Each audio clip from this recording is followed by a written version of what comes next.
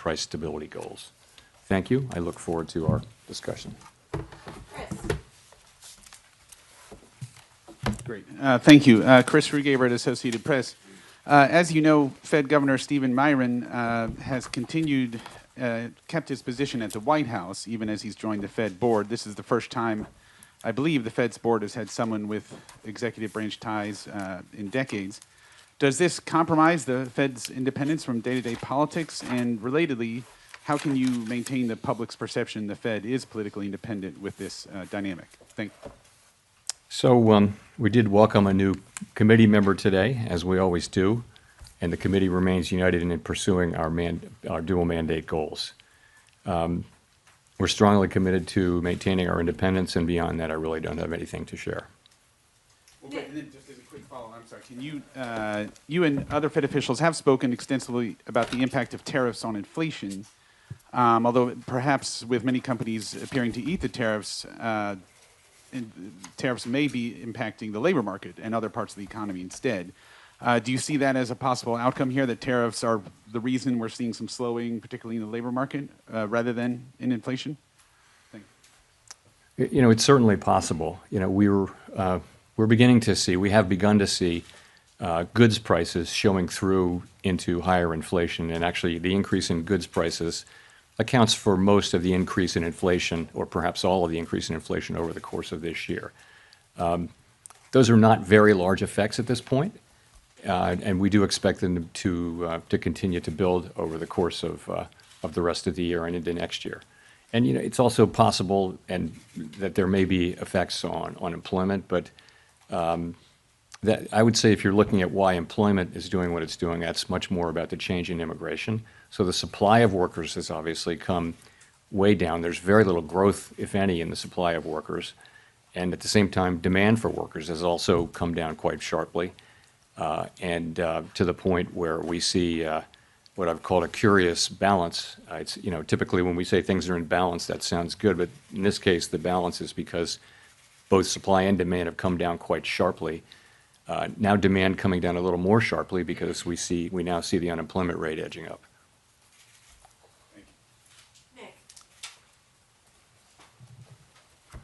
Nick Timmeros of the Wall Street Journal.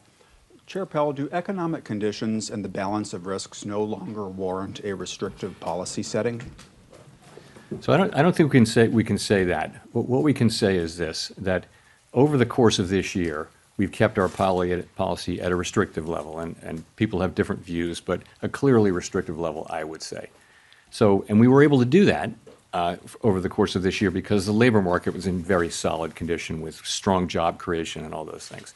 I think if you go back to April and now look at the revised job creation numbers for May, June, July, and August, I can no longer say that. So what that means is that the risks were clearly tilted toward inflation.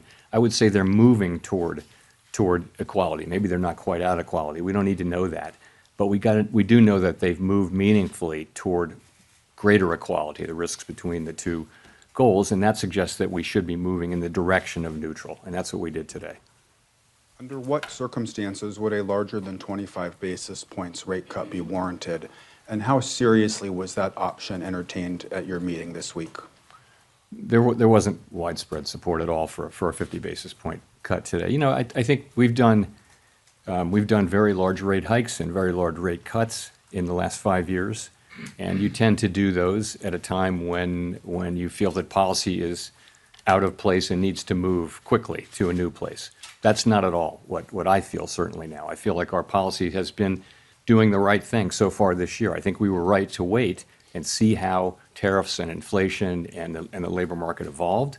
I think we're now reacting to the much lower level of job creation and other evidence of softening in the labor market, and saying, well, those risks are maybe not fully balanced, but moving in the direction of balance now, and so that warrants a change in policy. Colby Smith with the New York Times. Should we be viewing today's cut as the committee taking out some insurance against the possibility that the labor market is at risk of weakening, or is it the committee's view that the dynamics of a downturn are already in place? I guess I'm just trying to square the shift in the rate forecast in the SEP towards more cuts than just 3 months ago with the fact that the forecast for unemployment didn't change? Yeah, I think you could think of this in a way as a risk management cut, because if you look at the SEP, actually, the projections for growth this year and next actually ticked up just a little bit, and inflation and unemployment didn't really move much. So what's different now? What's different now is that you see a very different picture of the risks to the labor market. You've seen, we were looking at 150,000 jobs a month at the time of the last meeting, and now we see the revisions and we see the new numbers. And I don't want to put too much emphasis on payroll job creation, but it's just one of the things that suggests that the labor market is really cooling off. And that tells you that it's time to take that into account in our policy. So just looking at the SEP, once again, the median participant has inflation higher than previously expected by the end of next year, and the Fed not getting back to the 2% target until 2028. So I guess I'm just wondering how you characterize the risk to price pressures of kicking off a series of cuts at this point. Yeah, so I would look at it this way. We fully understand and appreciate that we need to remain fully committed to restoring 2% inflation on a sustained basis, and we will do that. At the same time, we've got to weigh the risks to the two goals. And I would say since April, to me, the risks of higher and more persistent inflation have probably become a little less. And that's partly because the labor market has softened, GDP growth has slowed. So I would just say that the risks there have been less than one might think. And in terms of the labor market, what we're seeing is unemployment is still low. It's still a relatively low rate, but we're seeing downside risks.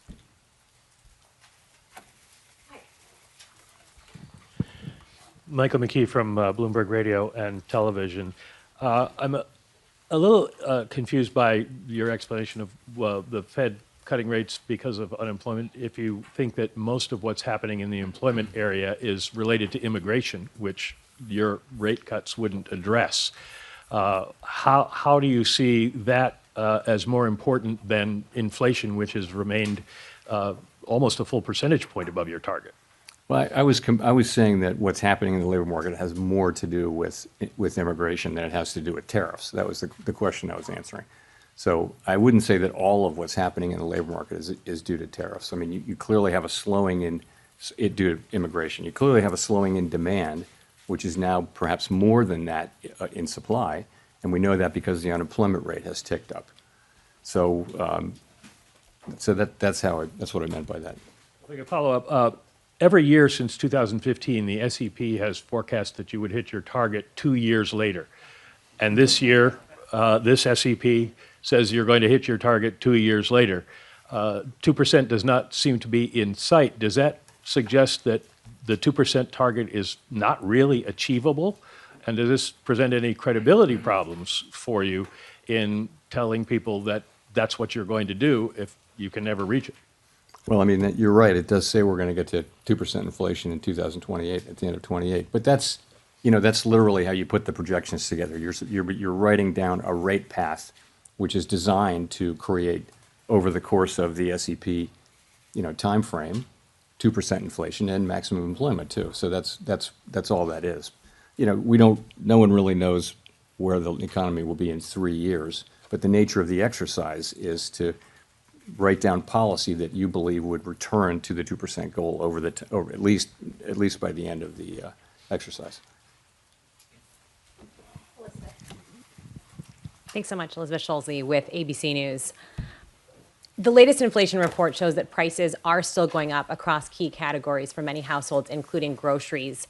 What will the Fed do if prices pick up more? So our expectation, and you can see this consistently through the year, has been that inflation will move up this year, but that basically because of the effects on goods prices from tariffs, but that those will turn out to be a one-time price increase as opposed to creating an inflationary process. That's been our forecast. Pretty much all the individual forecasts say that. We can't just assume that, though, right? We have to. Our job is literally to make sure that is what happens, and we will do that job. Right now, the situation we're in is that we see Inflation, we continue to expect it to move up, maybe not as high as we would have expected it to move up a few months ago. The pass-through of the tariffs into inflation has been slower and smaller. The labor market has softened. So the case for there being a persistent inflation outbreak is less. And so that's why we think it's time for us really to acknowledge that the risks to the other mandate have grown and that we should move in the direction of neutral. So what will we do? We'll do what we need to do, but we have two mandates and we try to balance them. For a long time, our framework says that when our two goals are in tension, and this is quite an unusual situation, how do we decide what to do? Because our tools can't do two things at once. What we do is we ask which is farther from, how far is each from the goal and how long is it expected to get to the goal? So, and then we think about those things and we see, as I mentioned, our policy had been really skewed toward inflation for a long time, really. Now we see that there's downside risk clearly in the labor market, and so we're moving in the direction of more neutral policy. How concerned are you about the slowdown in the jobs market for households at home, especially younger Americans struggling to land a job? So it's an interesting labor market, and obviously we think it's appropriate that we reduce our rates so that we become more neutral, which presumably will be better for the labor market. You see people who are sort of more at the margins, so kids coming out of college and younger people, minorities are having a hard time finding jobs. The overall job finding rate is very, very low. However, the layoff rate is also very low. So you've got a low firing, low hiring environment, and the concern is that if you start to see layoffs, the people who are laid off there won't be a lot of hiring going on, so that could very quickly flow into higher unemployment. In a healthier economy, healthier labor market, there would be jobs for those people. But now the hiring rate is very, very low. So that's been a growing concern over the last few months, and it's one of the reasons why we think it's appropriate that we begin to shift our policy focus toward a more balanced one.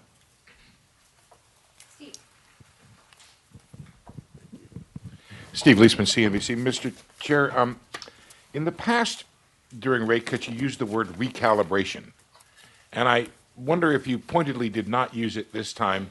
And in fact, when you said policy is not on a preset course, did you mean that as sort of the opposite of recalibration? Are we meeting to meeting, data point by data point? Are we in the process here of getting back to neutral? Thank you. So I think we're in a meeting by meeting situation. We're going to be looking at the data. You know what, let me say a word about the SEP really here. So we often point this out. What the SEP is it's an accumulation of the individual projections of 19 people, showing what they believe at a particular moment in time to be the most likely path for the economy and thus the appropriate path for monetary policy as well.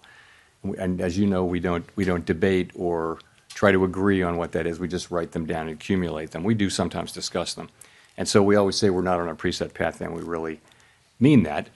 The actual decisions we make are going to be based on the incoming data, the evolving outlook, and the balance of risks at the time the decisions are actually made. So you will have seen that we have 10 participants out of 19 who wrote down 2 or more cuts for the remainder of the year, and 9 who wrote down fewer than, in fact, in a good number of cases, no more cuts. So rather than looking at this as certainty, I would encourage people, as always, to look at the SEP as through the lens of probability. And so there are different possible outcomes and likelihoods rather than this one is certain and this one isn't happening. So that's what I would say.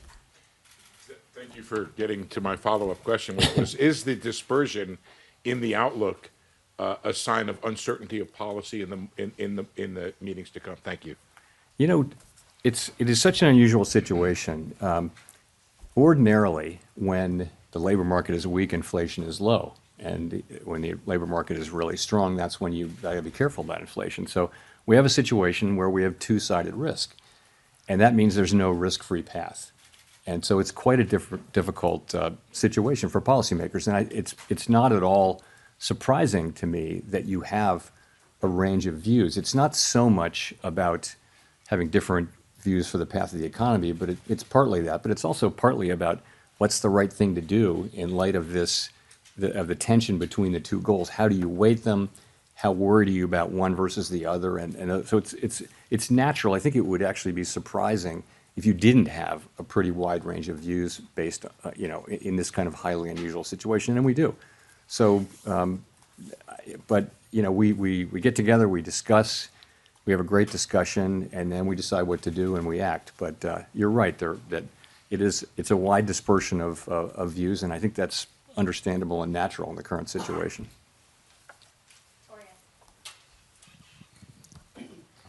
Hi, Victoria Guida with Politico. You've talked a lot about Fed independence and the importance of it over the years, but as markets have questions about what exactly President Trump's intentions are with the Fed, what would you point to as the things they should be watching to determine that the Fed is still making decisions based on, the economic outlook rather than political considerations? Look, it's deeply in our culture to do our work based on the incoming data and never consider anything else. That's just everybody who's at the Fed really feels strongly about that way. So, you'll know it by the way we talk about what we're doing, by the speeches that people give, by the decisions that we make. You'll know that we're just still going to do that. That's all we do.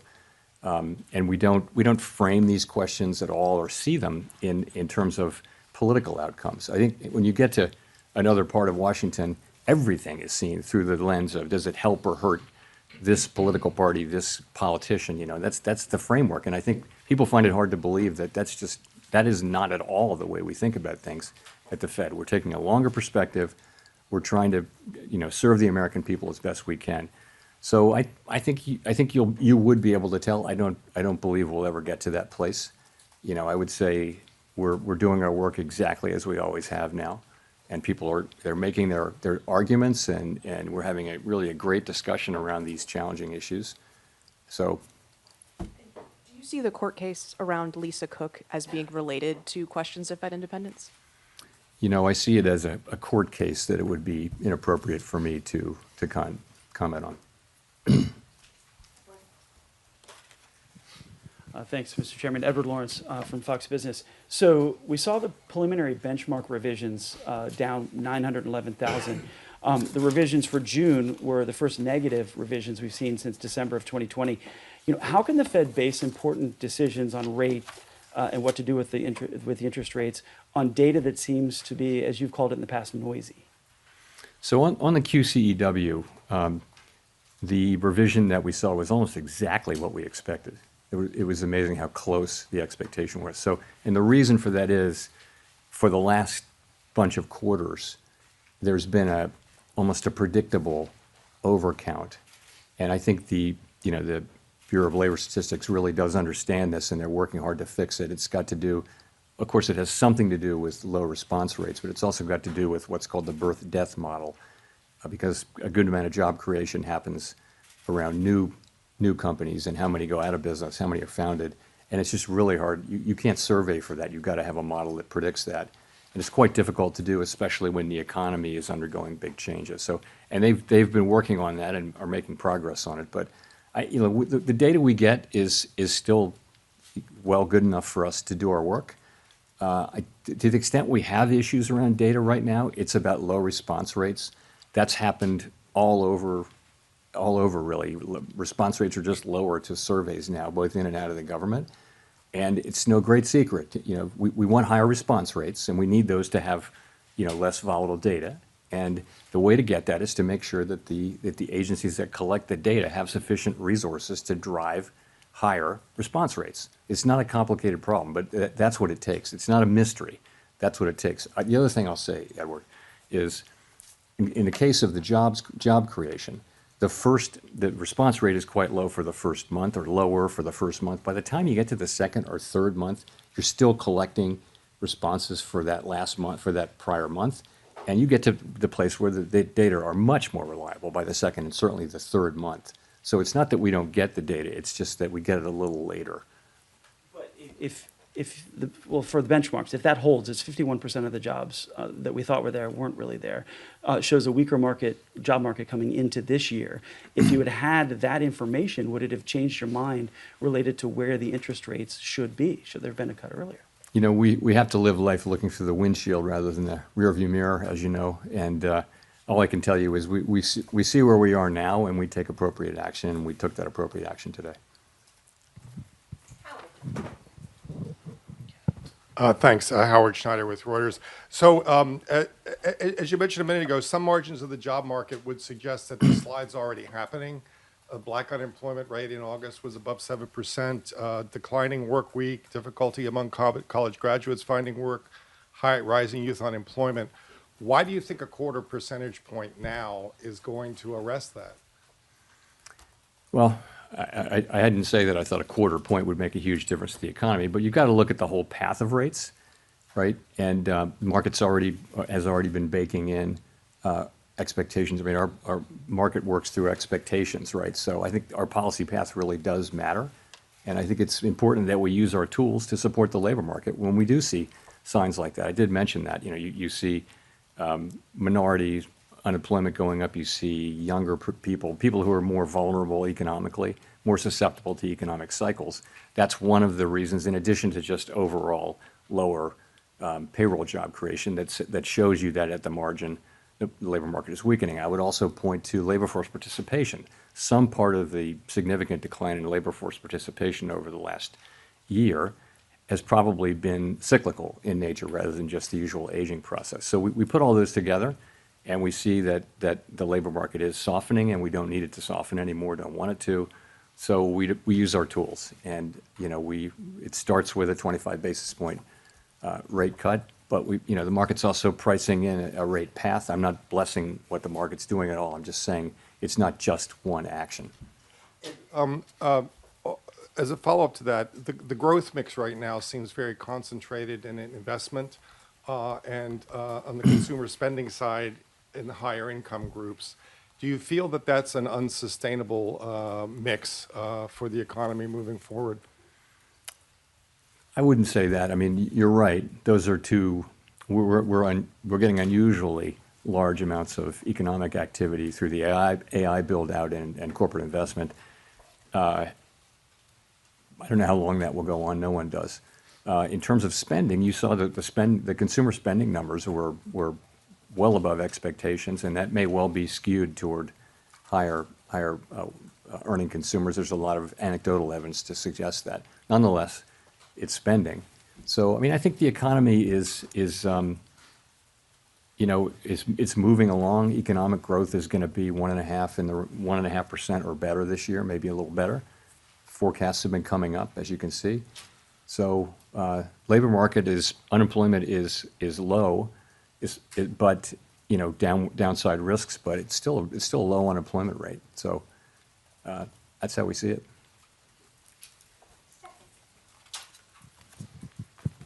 Hi, Stephanie Rule, MSNBC. Treasury Secretary Scott Bessent has said that the Federal Reserve suffers from mission creep and institutional bloat. He's now calling for an independent review. Would you support an independent review, or are you open to any sort of reform in any areas of the Fed? I, of course, am not going to comment on anything the Secretary says or really any other officer says.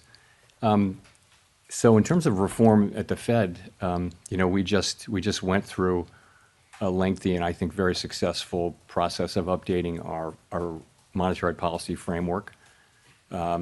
I would say there's a lot of work going on behind the scenes around the assets we have in the Federal Reserve Federal Reserve system and at the board.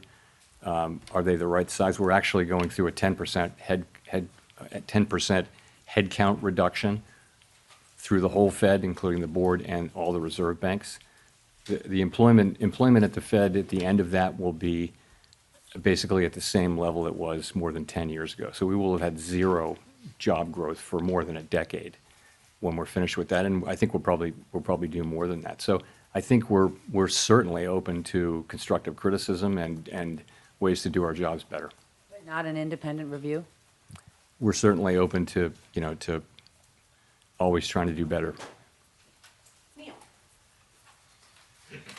Mr. Chairman, Neil Irwin with Axios. There's been some debate lately on whether AI is already starting to affect the labor market in terms of lower labor demand, higher productivity by contrast. Do you buy that? And if that is true, does that have implications for the monetary policy setting? So there's great uncertainty around that. I think my view, which is also a bit of a guess, but widely shared, I think, is that you are seeing some effects, but it's not the main thing driving it. And so particular focus on young people coming out of college. And yeah, there may be something there. It may be that companies or other institutions that have been hiring younger people right out of college are able to use AI more than they had in the past. That may be part of the story. It's also part of the story, though, that job creation more broadly has slowed down. The economy has slowed down. And so it's probably a number of things. But yeah, it's probably a factor. Hard to say how big it is.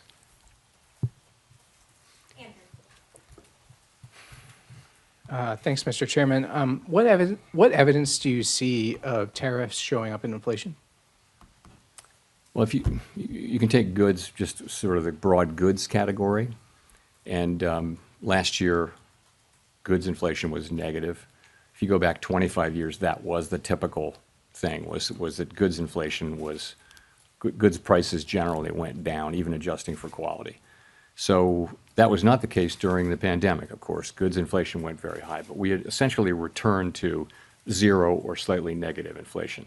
Now, I think goods inflation over the course of the past year is 1.2%, which doesn't sound like a lot, but it's a big change. So we think, I mean, analysts have different views, but we think it's contributing, 0.3 or 0.4, something like that, to the current core PCE inflation reading, which is 2.9%. So it's contributing.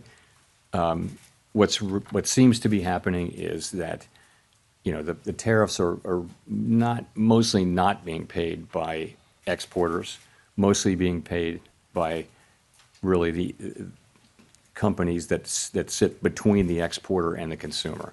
So if you buy something and you sell it through retail or you use it to make a product, you're probably taking a lot of those costs on and not able to pass it fully along to the consumer yet. That appears to be what we're seeing. All of those companies and entities in the middle, they'll tell you that they have every intention of passing that through in time, but they're not doing that now. To the consumer, the pass-through has been pretty small. It's been slower and smaller than we thought. But the evidence is it's very clear that there's some pass-through. I also wanted to ask if you could share with us the conditions under which you might consider leaving the Fed in May. I have nothing new on that for you today.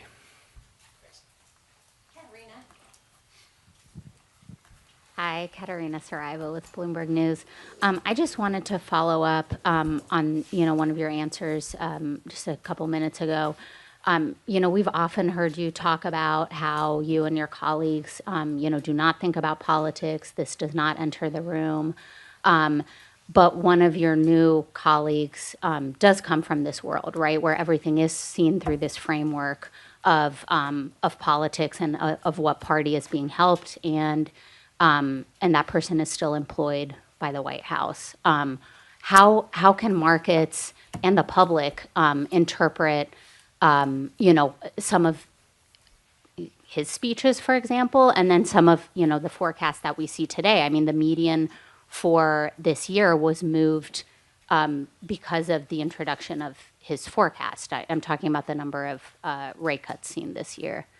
What do you say to markets and the public that are trying to interpret, what you guys are saying? So there's 12 vote, 19 participants of whom 12 vote, as you know, on a rotating basis. So no one voter, can really, the only way for any voter to really move things around is to be incredibly persuasive. And the only way to do that in the context in which we work is to make really strong arguments based on the data and one's understanding of the economy. That's really all that matters. And that's how it's going to work. And I think that is the way the institution, that's in the DNA of the institution. That's not going to change. And then I wanted to ask about a Gallup poll that showed that Americans now have more confidence in the president than the Federal Reserve when it comes to doing what's right for the economy. Why do you think that is, and what's your response? What's your message to the public? Our response is we're going to do everything we can to use our tools to achieve the goals that Congress has given us, and we're not going to get distracted by anything. So I think that's what we're going to do. We're just going to keep doing our jobs.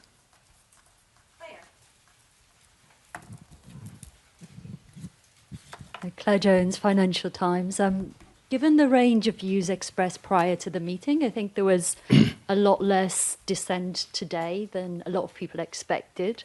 It'd be good to know just what you think the drivers were of coming to that very strong consensus in the meeting, and also on the flip side to just explain why the dot plots are really so scattered between, someone even expecting rates to end up higher by the end of the year to 5 cuts. I mean, what were the kind of range of views you had about, on one side, why there was so much support for a cut today, and on the flip side, why there's so much divergence about what comes next? So I think there's quite a wide assessment that the situation has changed with respect to the labor market.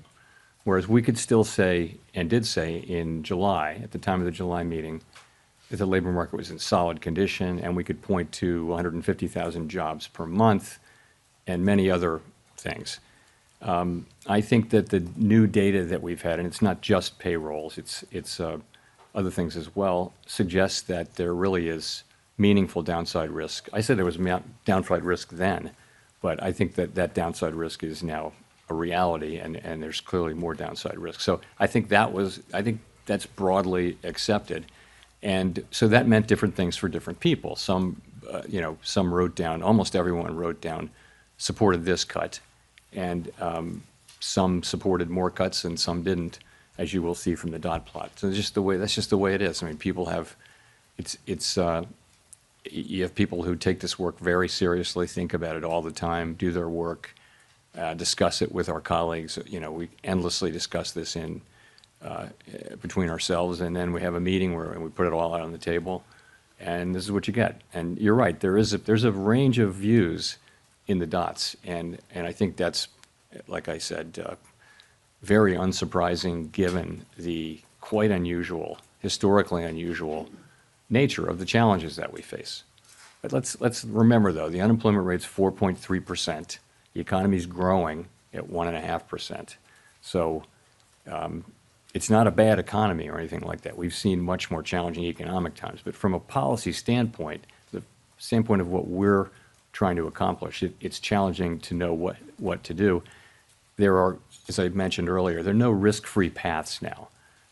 It's not incredibly obvious what to do. So we have to keep our eye on inflation. At the same time, we cannot ignore and must keep our eye on maximum employment, which is those are our two equal goals. And you will see that there's a range of views on what to do. Nonetheless, we came together today at the meeting and acted with a high degree of unity.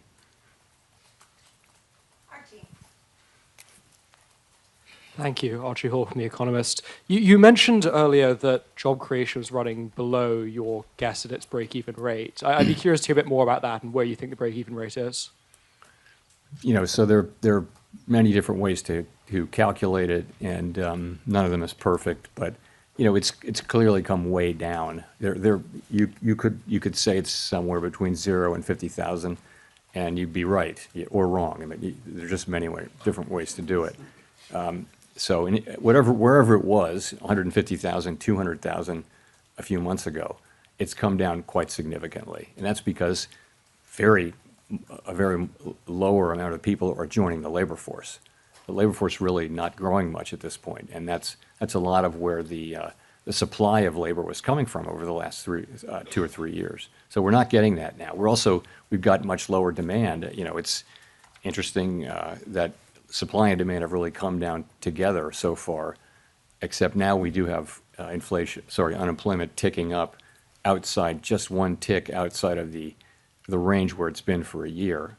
4.3% is still a low level, but I think this speedy decline in both supply and demand has certainly gotten everyone's attention. follow-up, if I may. You mentioned the downside risk to employment a fair amount, but it's striking that measures of kind of activity and output for the third quarter, those that we have, seem pretty strong. The Atlanta Fed's GDP now is very strong. You mentioned strong PCE numbers as well. How do you square those things? Is there a chance actually could be upside risk to the labor market if those activity measures are right? Well, that would be great. We'd love that to happen. So I don't know that you see a big tension there, but it's gratifying to see that economic activity is holding in, and it's a good bit from consumption. It looks like consumption was stronger than expected, what we got earlier this week, I guess. And also we're getting, a fairly narrow sector is producing a lot of economic activity, which is the AI build out and business investment. So we watch all of it, and I would say we did move up. The median for growth for this year actually moved up in the SEP between the June and September SEPs. So, and really the inflation and labor market didn't change much. It's really the risks that we're seeing to the labor market that were the focus of today's decision. Nicole. Hi, Nicole Goodkind with Barron's. Thank you for taking my question. Given the cumulative impact of high interest rates on the housing sector, I'm wondering how concerned you are that current rate levels are exacerbating housing affordability issues and potentially hindering household formation and wealth accumulation for a segment of the population? Housing is an interest-sensitive activity, so it's at the very center of monetary policy. When the pandemic hit and we cut rates to zero, the housing companies were incredibly grateful, and it was really, they said that was the only thing that kept them going, was that we cut so aggressively and provided credit and things like that, and they were able to finance because we did that. The other side of that is when inflation gets high and we raise rates, and you're right, it does burden the housing industry, and so rates have come down a bit, and as that happens, we don't set mortgage rates, but our policy rate changes do tend to affect mortgage rates, and that has been happening, and that'll of course raise demand. Lower borrowing rates for builders will help, builders will help supply. And so some of that should happen. I think most analysts think that it would have to be pretty big changes for it to matter a lot, big changes in rates to matter a lot for the housing sector. And the other thing is by achieving maximum employment and price stability, that's a strong economy, that's a good economy for housing. And then the last thing I'll say is, there's a deeper problem here. There's not a cyclical problem that the Fed can address, and that just is a pretty much nationwide housing shortage. Or a lot of places in the country just don't have enough housing for people, and all of the areas around metropolitan areas like Washington, for example, are very built up, and so you're having to build farther and farther out, and so that's where it is. And just a quick follow-up. During the last SEP, or the press conference following the last SEP, you seemed to indicate that policymakers lacked conviction about their projections, and I'm wondering if you still feel that way. Forecasting is very difficult even in placid times, and as I've mentioned before, forecasters are a humble lot with much to be humble about. So I think right now is a particularly challenging time, even more uncertain than usual. And so I don't know any forecaster anywhere, really. Ask any of the forecasters whether they have great confidence in their forecast right now. I think they'll honestly say no.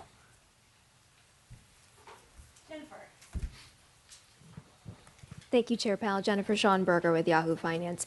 If you're cutting rates, why continue to reduce the size of your balance sheet, then pause the unwinding? Well, I think we're cutting the size of our balance sheet quite marginally now. As you know, with the balance sheet, we're still in an abundant reserves condition, and we've said that we would stop somewhat above an ample reserves level. That's where we are, and we're getting closer to that. We're monitoring it very carefully. We don't think that has at all significant macroeconomic effects. These are pretty small numbers moving around inside a giant economy. The level of runoff is not not very large. So I wouldn't attribute macroeconomic consequences to that at this point. And at his recent confirmation hearing, Stephen Myron brought up that the Fed actually has 3 mandates from Congress, not just jobs and stable prices, but also moderate long-term interest rates. So what does Congress mean by moderate long-term interest rates? How should we understand that when we see the 10-year Treasury moving? And how do you think about this part of the mandate when policy choices like rate cuts or balance sheet reductions affect the long end of the yield curve? So we always think of it as the dual mandate, maximum employment and price stability, for a long time, because we think moderate long-term interest rates are something that will result from stable inflation, low and stable inflation, and maximum employment. So we haven't thought about that for a very long time as a third mandate that requires independent action. So that's where that is. And there's no thought of, as far as I'm concerned, there's no thought of considering that, considering that we somehow incorporate that in as something in a different way.